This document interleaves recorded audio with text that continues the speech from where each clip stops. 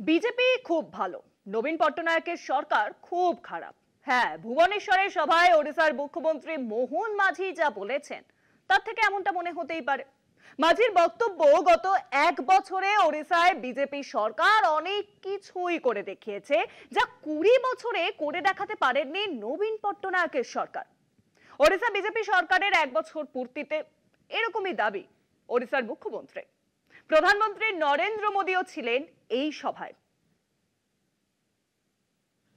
1 বছর পূর্ণ করেছে মোহন চরণ মাঝির নেতৃত্বাধীন ওড়িশার বিজেপি সরকার। গত 20 বছরে যা করে দেখাতে পারেননি নবীন পট্টনায়ক, 1 বছরে তা করে দেখিয়েছে ওড়িশার বর্তমান শাসক দল, দাবি মোহনের। এখন প্রশ্ন, মুখ্যমন্ত্রী মোহনের দাবি কি যথার্থ?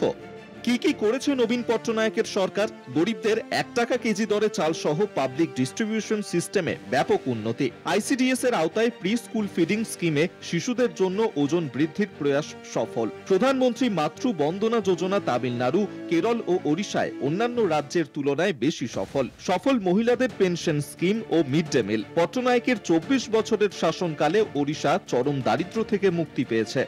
নবীন পট্টনায়কের শাসনকালে ওড়িশায় এই রকম ভুরি ভুরি উদাহরণ রয়েছে। অন্যদিকে মোহন চরণ মাঝির শাসনকালে 1 বছর হতে না হতেই ওড়িশার মানুষ বেশ কিছু সমস্যার সম্মুখীন হচ্ছেন। ওড়িশার ভদ্রক, বালাসোর ও সম্বলপুরে সাম্প্রদায়িক ঝামেলা দেখা দিয়েছে। মাঝির শাসনকালে মঙ্গলবার মাছ বিক্রি বন্ধের জন্য জোর জবরদস্তি করার অভিযোগ উঠে এসেছে। রাজ্যে বেকারত্বের বাড়ন্ত ওড়িশার যুবকদের মধ্যে মাঝি সরকারের বিরুদ্ধে ক্ষোভের সঞ্চার করেছে। এরই মধ্যে ওড়িশার সরকারের 1 বছর পূর্তিতে ভুবনেশ্বরে পৌঁছে গিয়েছিলেন প্রধানমন্ত্রী নরেন্দ্র মোদী।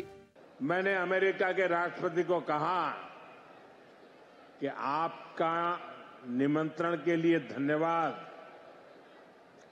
मुझे तो महाप्रभु की धरती पर जाना बहुत जरूरी है।